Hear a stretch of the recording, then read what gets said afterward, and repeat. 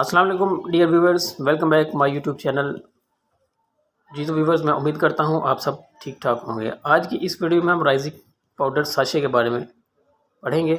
राइजिक powder sachet की शक्ल में दस्तयाब होता है, जिसे हम पानी में मिलाकर पी सकते हैं और इसको ख़ास तौर पर मैदे के मसाइल के लिए इस्तेमाल करते हैं।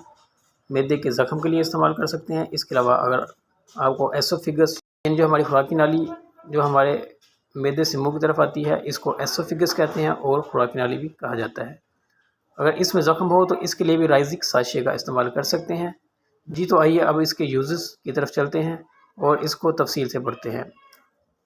राइजिक साशे पाउडर की शक्ल में होता है और ये मैदे के ज़ख़म के लिए बहुत मुफीद है।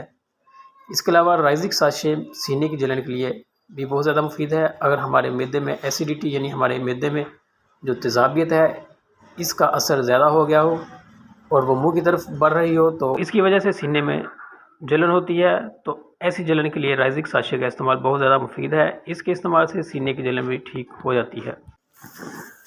जी तो व्यूअर्स, इसके अलावा राइजिक साशे गैस्ट्रोएसोफेगल रिफ्लैक्स को भी ख़त्म करने के लिए बहुत ज़्यादा मुफीद है। गैस्ट्रोफिगल रिफ्लैक्स इसे कहते हैं जब हम कुछ खाते हैं और वो हमारे मुंह में वापस आ जाता है और हमारे मुंह का जायका कड़वा या खट्टा सा हो जाता है। इसको गैस्ट्रोफिगल रिफ्लैक्स कहते हैं। इसको भी ख़त्म करने के लिए राइजिक पाउडर को पानी में मिलाकर पीने से मुंह का जायका भी ठीक हो जाएगा और जो खुराक हमारे मुंह में वापस आती है वो भी ठीक हो जाएगी।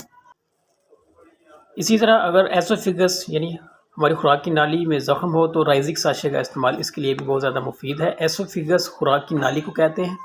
जिस तरह मैंने वीडियो के शुरू में बताया, जो मैदे से शुरू होती है और हमारे मुंह तक आती है, इस नाली को हम एसोफिगस कहते हैं। इसके अलावा इसको खुराक की नाली भी कहते हैं। बाज़ लोगों में खुराक की नाली में एसिडिटी की वजह से ज़ख़म हो जाते हैं या किसी भी वजह से, तो इसके लिए भी अगर हम राइजिक साशे पाउडर का इस्तेमाल मुसलसल करें तो इसके इस्तेमाल से हमारे एसोफिगस का ज़ख़म भी इंशाल्लाह ठीक हो जाएगा। जी तो व्यूअर्स, इसके अलावा राइजिक साशे गैस्ट्रिक अल्सर के लिए भी बहुत ज़्यादा मुफीद है। गैस्ट्रिक अल्सर हमारे मैदे में एच पाइलोरी बैक्टीरिया होता है। जब ये हम मैदे में जाता है तो इससे गैस्ट्रिक अल्सर बन जाता है। अगर इसका बर वक्त इलाज ना किया जाए तो राइजिक साशे इसके लिए भी बहुत ज़्यादा मुफीद है। इसके इस्तेमाल से गैस्ट्रिक अल्सर का इलाज किया जा सकता है। इसके अलावा राइजिक साशे मैदे में तेज़ाब के असर को कम करता है और हाजमे की ख़राबी को भी सही करता है। अगर हमारे मैदे में खुराक हज़म ना हो रही हो और हमारा हाजमा ख़राब हो और हमारे मैदे में तेज़ाबियत ज़्यादा हो, तो इन दोनों के लिए राइजिक साशे बेहतरीन है। इसके अलावा राइजिक साशे के इस्तेमाल से कब्ज़ भी ख़त्म हो जाती है। बाज़ लोगों को दायमी कब्ज़ होती है। अगर राइजिक साशे का मुसलसल इस्तेमाल किया जाए तो इंशाल्लाह इसके इस्तेमाल से कुछ ही दिनों में कब्ज़ भी ख़त्म हो जाएगी। राइजिक साशे मैदे की जलन के लिए बहुत ज़्यादा मुफीद है। जिस तरह हमने इससे पहले पढ़ा कि जब मैदे में एसिड ज़्यादा हो जाता है यानी एसिड की मकदार बढ़ जाती है, तो जो हमारे मैदे में हाइड्रोक्लोरिक एसिड होता है, तो राइजिक साशे के इस्तेमाल से जलन ख़त्म हो जाएगी, तेज़ाबियत भी ख़त्म हो जाएगी। इसके अलावा बाज़ औरतों में हमल के दौरान उल्टियाँ आना शुरू हो जाती हैं, जो कि मैदे की प्रॉब्लम की वजह से होती हैं। तो ऐसी हालत में भी आप राइजिक साशे का इस्तेमाल कर सकते हैं हमल के दौरान, तो इसके इस्तेमाल से इंशाल्लाह उल्टियाँ भी ठीक हो जाएंगी।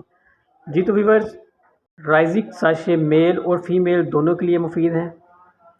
इसको इस्तेमाल दोनों कर सकते हैं और इसको इस्तेमाल करने का तरीका क्या है। मैदे के ज़ख़म के लिए एक साशे आधा गिलास पानी में मिलाकर रोज़ाना पिएँ, 6 से 8 हफ्तों तक पिएँ, इंशाल्लाह मैदे का ज़ख़म ठीक हो जाएगा। अगर खुराकी नाली में यानी एसोफिगस में ज़ख़म हो, 4 से 8 हफ्तों तक रोज़ाना एक साशे पीने से इंशाल्लाह एसोफिगस का ज़ख़म भी ठीक हो जाएगा। जी तो व्यूअर्स, उम्मीद करता हूँ आपको आज की हमारी वीडियो ज़रूर अच्छी लगी होगी। अगर आपको हमारी वीडियो अच्छी लगी है तो मैं आपसे रिक्वेस्ट करता हूँ कि मेरे चैनल को ज़रूर सब्सक्राइब कर दीजिएगा और साथ में बेल आइकन के बटन को प्रेस कर दीजिएगा। तो मिलते हैं नेक्स्ट वीडियो में, तब तक के लिए अल्लाह हाफ़िज़।